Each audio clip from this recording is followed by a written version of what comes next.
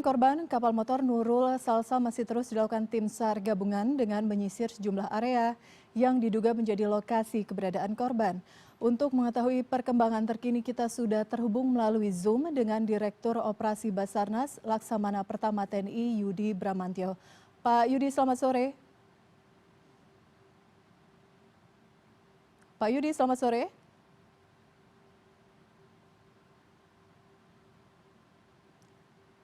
Pak Yudi, selamat sore. Bisa mendengar suara saya di studio?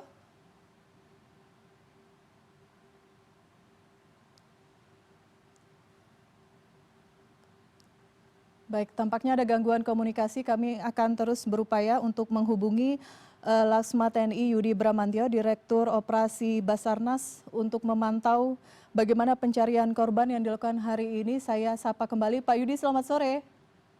Selamat sore Mbak. Baik, Pak. Dengan tim Op Basarnas, bagaimana? Baik, Pak Yudi, bagaimana perkembangan terbaru operasi pencarian korban kapal motor Nurul Salsa hingga saat ini, Pak? Ya baik, jadi perlu saya sampaikan sampai dengan hari ini, hari ke-6, kita tetap melaksanakan operasi dengan melibatkan hampir 9 kapal, yaitu KR dari Kodaral 6, TNI Angkatan Laut, KRI Marlin, kemudian dari Koarmada 2 ada KRI Hiu 634, kemudian juga dari kantor-kantor SAR.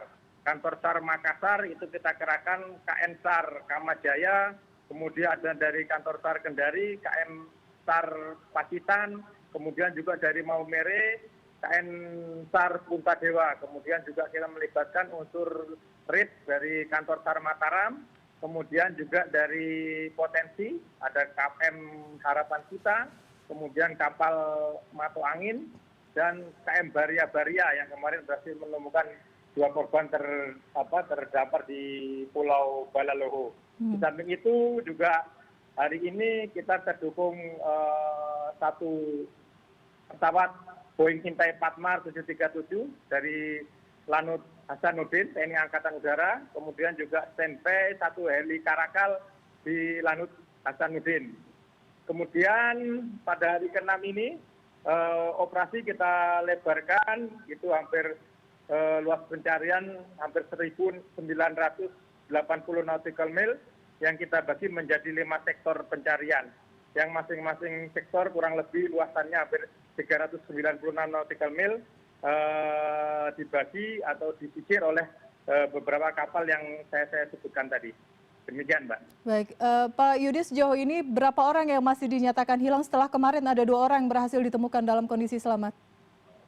Baik, berdasarkan data yang kita terima, termasuk laporan dari para keluarga korban, dari 78 itu 59 itu kita nyatakan selamat, kemudian 1 kita temukan meninggal, dan masih dalam pencarian ini 18 orang, Mbak. Demikian.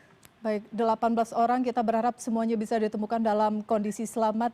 Tadi Anda sudah menyampaikan banyak tim yang sudah dikerahkan. Sejauh ini tantangan ataupun kendala di lapangan seperti apa, Pak Yudi?